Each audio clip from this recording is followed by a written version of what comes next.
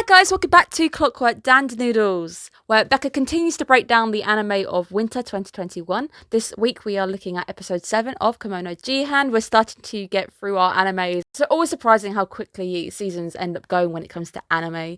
Speaking of seasons, make sure you guys are subscribed to the channel. Very shortly I will be working on my winter 2021 top 3 anime, where I crown the top 3 of the season on which anime I really enjoyed. And I also present to you what anime am I watching spring 2021. I've already got 2 anime decided. I've got to pick 2 more, but it'll be a video where I tell you what I'm releasing as YouTube videos and what I plan to just watch in my own time, and hopefully I can enlighten you guys to what kind of things are coming out this season. If you guys are interested, there is a Discord channel for you guys to go and have a look at. You can lurk, you get a notification whenever a video is released on my channel, thus allowing you to stay in the loop. I also have more videos like What's in a Design, where I go into more analyticals, where we look at colour, composition, we look at how a character's design shows you how they're going to act, and sometimes even as far as what's going to happen to the character in the series. Lots of fun little things. Let's now go on an adventure with our little family as we go and track down Shiki's family. I really like the fact that everybody has developed. You've seen already that Shiki is now ready to face his future with the knowledge of the past and find out what really happened. Also noting there is no Kon in our little car. You guys know I love Kon to pieces. I'm really sad that we haven't sorted her out yet. The fact that she's probably still hanging out in the park as well makes me really sad. I really do hope we get to address something with Kon at some point. We are quite quickly jumped into spider folklore, spider legend. If you've got a keen eye as well, when the guys are looking at souvenirs, you can see little spider icons, webs, everything, all just littering these souvenir shops, showing us that this little town is famous indeed for spider laws, where we are introduced to the legend of Nishiki-gumo. At this point, I was like, this is either going to be the actual parents' meeting story, or it's going to be interlinked with how Shiki's parents actually met. He finds a spider, he's nice to the spider leaves him some very gold webs where he ends up getting rich. This story is almost core to what actually happens this episode. Some mysterious elements starting to be thrown in, where Shiki starts to hear his name being called, disembodied voices calling out to him, where we also get a mysterious girl shown to us, who I have my money on being his sister after we found out that his mum was artificially inseminated. So definitely gonna be this girl, and it's definitely gonna be Shiki's half sister. I think it would be a half sister if the dad's not the same. We are introduced quite quickly to Uncle Tadamaru, the guy at the core of our mystery. So he actually knows about the kimonos. Uncle Tadamaru is the one who actually gives us our backstory, our cover backstory. So there's 2 backstories going on here. So the initial backstory we get, where it feels like it wraps up too easily in roughly the first half of the episode. This is a cover story. So some of these elements are correct, but we get a bit of an idea of what Shiki was like as a child, a troublesome child who ended up getting into fights, where eventually he was allowed to go and hang out with Inagami to take him in and hopefully develop. We also gain some information that Shiki's dad was actually interested in the legend. So this legend, the legend of Nishiki-gumo, is the legend that spurs him on to go and hunt the forest, believing that that story is real, where he finds Shiki's mum. It's because of the interest in this story that actually leads these 2 to meet each other. And in the cover story, both the parents are now dead. Dad died before mum gave birth to Shiki, and then Shiki's mum then dies around when Shiki is 5, and the trauma at this point is Shiki just saw the dead body of his mother. So this is our cover story. When we see Shiki coming back and he puts on the brave act, the brave face, it's Inagami's face. If you look at the face, he is not buying this act. He's also not buying the story that he's kind of been given, and you know that Inagami kind of suspects things. At this point it felt a little bit too simple. Things were already wrapped up. It's 5 minutes in. Is this really the story? We know there's got to be more. And as well, this is Kemono Jihen. It's supposed to be a horror. So where are those horror elements? The next little section where we see the most adorable thing on the planet, Cabernet soap cloud. I love this soap cloud so much. It is so adorable to see him kind of sat there just as this massive soapy cloud. And even when Nobumaru appears, it's just the fact that he's just this cloud of soap. It's the fact as well that he's probably not used to the idea of cleaning and bathing, so he's just kind of going nuts with the soap bar. I like it. There's little things in Kemono Jihen, there's little tiny moments that I really do appreciate, and this is kind of one of them. I love it to pieces. Nobumaru making an appearance, which I wasn't really expecting. He does appear, bearing all to us, literally, but it also allows us to break the awkward silence that is going down, as nobody really knows what to say. How do you really console somebody once they know that their parents are dead? I was so worried. I was like, no, please don't get those headphones wet. Those headphones won't work if you get them wet. Those headphones are the start of something even more. There is no way he was hiding those beautiful ears with those headphones. Not a chance. But I do love the fox ears. I adore the way that both Kon and Nobumaru both have those ears. I like the design of Kemono Jihen. If I haven't said already that I really do like the art style for this anime. I like the colour schemes for each of the characters. I like their design, and I like the way that the kimono elements are embedded in their designs. Really like those ears. Absolutely love it. We know that Nobumaru is stalking Kabane. That is his job right now. He also happens to indirectly and very cleverly move things forward and cheer everybody up. So whether that was his ultimate goal or the fact that he just wanted to stalk Kabane, but he ends up indirectly leading our group out to explore, it also allows everybody to start getting that conversation moving. So Shiki also continuing to hear his name being called. The story is definitely not over. He's hearing voices. We know that things are a little bit too simple. Kabane at times not fully grasping social cues. At this point, he does understand that Nobumaru has done something good. Everybody is starting to relax as they see the fireflies. He starts to talk about the idea of whether his parents were both alive and then Shiki's parents were dead, and whether he would congratulate, or the reverse of this. The way that this riddle kind of gets sprung, or the way he words it, ends up keeping that mysterious fox nature. Definitely a very interesting character to watch. Shiki ends up seeing a very scary tree in the forest where he starts to remember something he'd long forgotten. And somebody else who completely gets forgotten and left behind this episode, Akira. Poor Akira has been left behind at the sight of the fireflies. That is going to result in a meltdown of some sort. Definitely going to result in Akira freaking out next episode. We finally get a reveal on what Shiki's mum actually looks like, as he kind of remembers her going out to work and him actually seeing her. And at this point, yes, she's 100% the mum of the girl we're seeing floating around in the first little segment. That the girl we're seeing is Shiki's sister, is the result of that artificial insemination, where we actually finally get introduced to the real trauma, the real spooky side. Shiki actually saw his mum participating in the experiments, those artificial inseminations. This is our darker plot. Kemono Jihen is very clever. It gives us plots which we deal with weekly episodes. There's a little plots that we see. They're normally wrapped up quite quickly. But there's this darker plot that is hopefully linking them all together. Something which is an overarching plot to the Kemono Jihen as a whole. Tadamaru, the guy who is actually responsible for everything, is after something called healing silk. And he believes that this healing silk will A, make him rich, and B, it will help cure illness. This is what's leading him to experiment on Kemono. Tadamaru was actually responsible for what happened to Shiki's mum. We get to see the girl outside of the house. So we see that Tadamaru is living in his brother and Shiki's mum's house.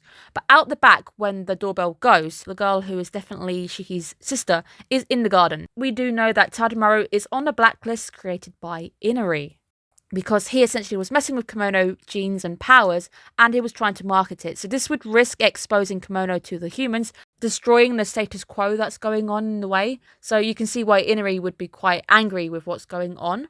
This also allows us to believe that the idea of the Golden Silk legend was created in this lab, or it could be the fact that the legend existed before he went to do the experiments. When he found the spider, he found Shiki's mum in the forest, he then obviously felt that the story held weight, so there was definitely a way of getting that Golden Silk from her. It then led to him then creating Golden Silk in his own laboratory.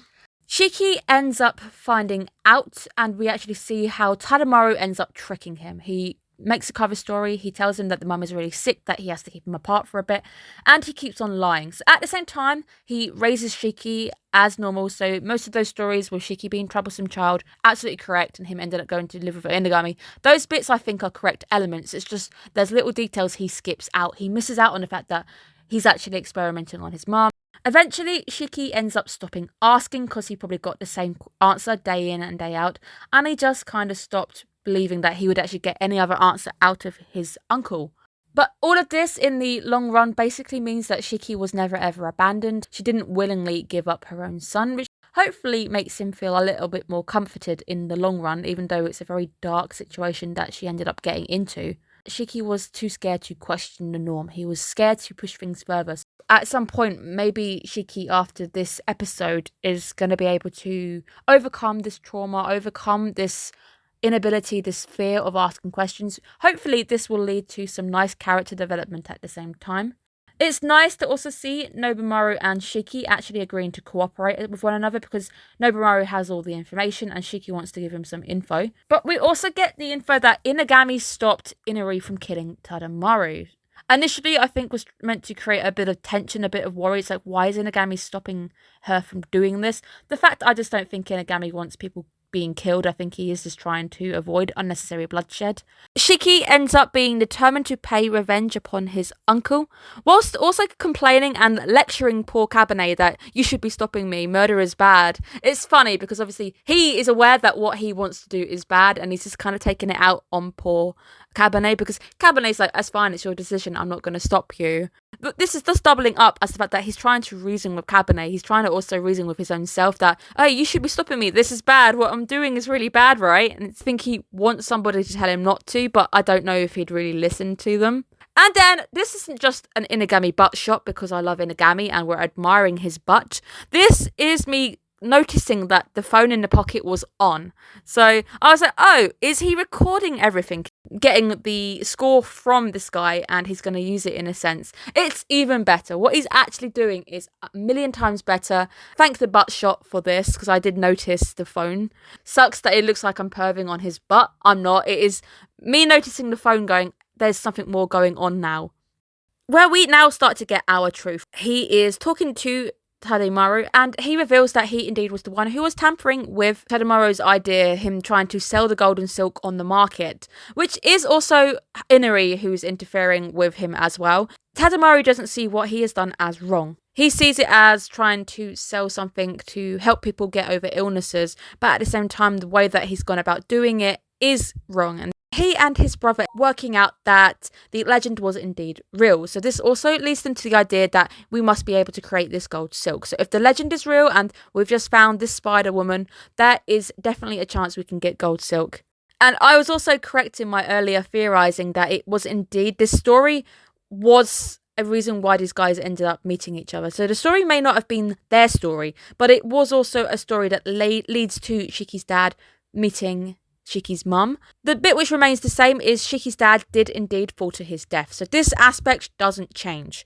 However, we see a little different here, where Shiki's mum ended up needing money. She wanted to raise Shiki as a normal human being, but she needs money. And this is where Tadamaru ends up getting involved. And him thinking it's not a bad thing is wrong because of how he got his mum to agree to it. He ends up playing on the fact that she loves her son to pieces, and he tells her, if you do this for me, I'll make you money, and therefore you and Shiki can live, and you can afford the medication, and you can live as humans. So he ends up abusing her love for Shiki to get her into working for him, and the work that he's doing is pretty dark, and the fact that she's probably having to go through multiple different type of kimonos to get a success on this experiment and what he's trying to do. So she's having to go through a lot because this guy is so determined to get that gold, and because he's using her love for her son. Eventually, we get a success. We know that that girl is definitely the result of these experiments. The camera starts to circle as Tadamaru starts to spin and get excited by the fact that his work has paid off. The camera starts to circle as we start to spiral into a little bit of madness. The brilliance of Inagami the whole time, him asking questions. He was indeed on call to Shiki because he wanted to know the truth, and Inagami was definitely the right person to get the truth out of another adult. There's no way that Tadamaru would have told a child the truth. We end on Shiki finally raising up Tadamaru in his spider webs, and it then cuts. So is the next episode going to be him exacting his revenge on Tadamaru? It's been a very, very interesting episode, but it's been a very good episode because we've had our backstory. We're starting to develop our characters. We've got our main little cast, our main little family who work together. So it's time to start discovering what made them and their backstories. I was expecting the mum to be dead, and when we first got the this is the simplified version, the cover story. I was definitely not convinced that that was everything, especially with those disembodied voices and the fact that that girl looks almost identical to his mum. Definitely got my money on her being the sister. So it'll be interesting to see if they find the girl and if Shiki ends up being a brother, and whether Inagami will take in the sister as well, hopefully. They're going to have a really big family. I think Inagami needs to open up an orphanage of some sort. Also interesting to see Nobumaru appearing and now taking a bit more of a forward role in this story in particular, him being there, him indirectly cheering everybody up, and at the same time having information and willingly giving it to Shiki. The story as a whole is very, very dark, but it does make me wonder if there is going to be more of this dark underlying plot going on with Kemono Jihen. Obviously, we get our little cases. Those are our quick plots, our welcome to the world.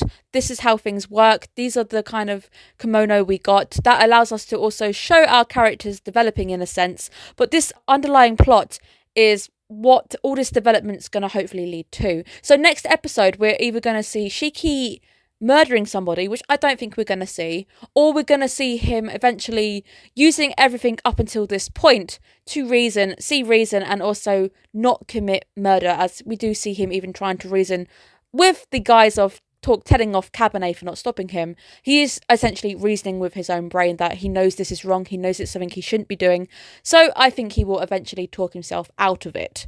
Really enjoyed this week's episode. I really like the fact that we're starting to get a darker plot going on. I like the little hidden subtle horror elements for Kemono Jihen. It's not 24/7, that's not what the anime is about. It uses its horror elements when it needs to for a dramatic effect, and it gives us more impact when they appear. So often having an anime with how beautifully coloured this anime is, it creates more of a contrast when those dark horror elements actually hit and they land. I think the horror lands better because of how colourful the anime really is. Really liking everything, really enjoying how the series is progressing. I do wonder how we're going to end this season, or whether we'll even get a second season, because I suspect there is a lot more to the plot than just one season's worth.